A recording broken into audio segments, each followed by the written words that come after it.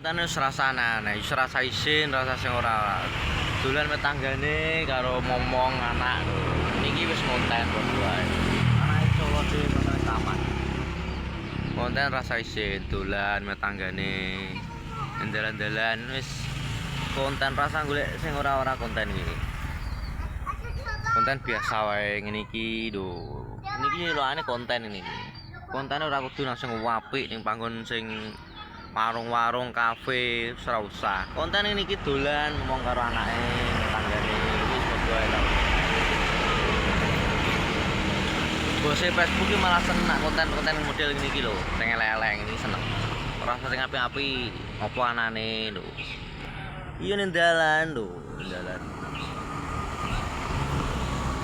Ngomong anak tetanggaku.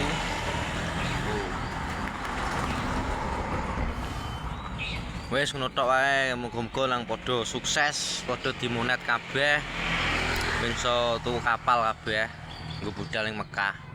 Lanjut pokoke, Bos.